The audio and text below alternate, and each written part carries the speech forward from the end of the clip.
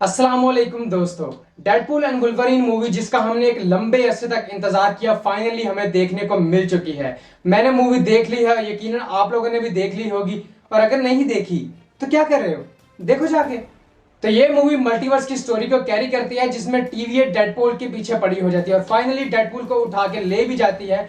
और टीवीए में mister paradox Deadpool से ये कहते हैं कि तुम्हारा जो यूनिवर्स है वो आहिस्ता आहिस्ता खत्म होने वाला है और बहुत जल्द बल्कि खत्म हो जाएगा। और उसकी वजह यह है कि जो उसका एंकर बीइंग है लोगन यानी वुल्वरीन, जो लोरा X-23 को बचाते हुए लोगन मूवी में मर जाता है, उसकी डेथ हो चुकी है। तो इस वजह से तुम्हारा यूनिवर्स खत्म हो रहा है आहिस्ता आहिस्ता। यहाँ पे मिस्टर पैराडॉक्स डेडपूल को एक चॉइस देते हैं कि तुम एमसीयू की मेन टाइमलाइन अर्थ 616 में जा सकते हो और आगे चल के मल्टीवर्सल लेवल का जो एक बड़ा थ्रेट आने वाला है उसको अवेंज कर सकते हो अवेंजर्स के साथ।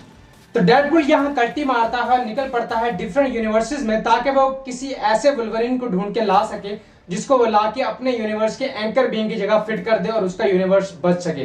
तो इस सारे सीक्वेंस में हमें लोगन से लेकर पैच और पैच से लेकर कैवलरीन तक डिफरेंट वुल्वरीन के वेरिएंट्स देखने को मिलते हैं जो बहुत ही मजेदार थे, और जिनमें से कैवलरीन का वुल्वरीन और कोई नहीं बल्कि हमारे हेनरी केविल ने प्ले किया है, जो बहुत ही औसम था। फिर फाइनली डेडपूल एक ऐसे यूनिवर्स में पहुंचता है, एक ऐसे वुल्वरीन के पास जो worst Wolverine of all the Wolverines है, और उसका रीजन भी हमें इसी मूवी में बताया जाता है कि वो क्यों है। और इसका रीजन ये है कि वो वुल्वरीन अपने यूनिवर्स के सारे एक्समैन की मौत का जिम्मेदार है और उस यूनिवर्स के सारे लोग उसको हेट करते हैं। फाइनली डेडपूल और वुल्वरीन प्रून होकर पहुंचते हैं द वॉइड में, जहां उनको मिलती है कैसेंड्रा नोवा, चार्ल्स ज़ेवियर की twin sister, with many other X Men villains like Juggernaut, Sabretooth, Pyro, Toad और भी कई सारे अंडरवर्ल्ड लेवल के विलन्स।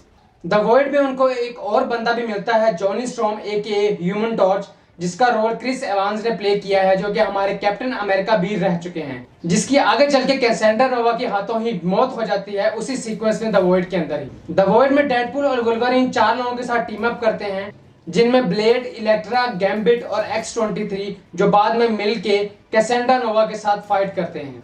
वॉइड से निकलने के बाद डेडपूल और वुल्वरीन वापस डेडपूल के यूनिवर्स 1005 अर्थ में पहुंचते हैं, जहां पे कैसेंड्रा नोवा भी मिस्टर पैराडॉक्स का पीछा करते हुए आ जाती है और पहुंचती है टाइम रीपर तक।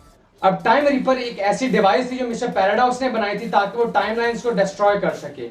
इससे पहले कि डेडपूल और वुल्वरीन कैसेंड्रा नोवा को रोकने जाएं ताकि वो टाइम रीपर को यूज ना कर सके, इतनी देर में वहां पे डेडपूल कोर आ जाती है, जिसको नाइस पूल और लेडी पूल लीड कर रहे होते हैं। डेडपूल कोर में nice pool, lady pool, dog pool, kid pool, baby pool, cowboy pool और अंड बंड तरह के डेडपूल देखने को मिलते हैं हमें। और इस सारे डेडपूल का हमारे वाले डेडपूल और वुल्वरीन के साथ एक अच्छा खासा फाइट सीक्वेंस होता है जो बहुत ही बेहतरीन था। और इस सारे सीक्वेंस में नाइस पूल की डेथ हो जाती है, क्योंकि ना वो हील कर सकता है और ना ही रीजनरेट कर सकता है। इसके अलावा मेरी ख्वाहिश थी कि डेडपूल कोर में हमें कम से कम लेडी पूल बगैर मास्क के देखने को मिलती तो मजा ही आ जाता, लेकिन नहीं मिली, बहुत दुख की बात है। इसके बाद डेडपूल और वुल्वरीन मिलकर कैसेंड्रा नोवा को रोकते हैं ताकि वो टाइम रीपर यूज ना कर सके, और इसमें कामयाब भी रहते हैं और इसके साथ ही मूवी खत्म हो जाती है। तो हाँ, कुल मिला के ये मूवी बहुत ही बढ़िया थी और इसमें बहुत ही मजेदार कैमियोस थे जो आपको वाकई ही इंजॉयबल लगेंगे, जो बहुत ही मजा आएगा आपको देख के। बाकी आपको ये मूवी किस तरह की लगी और आपके क्या थॉट्स हैं, ये सारे कमेंट सेक्शन में जरूर बताना, मैं जरूर जानना चाहूंगा।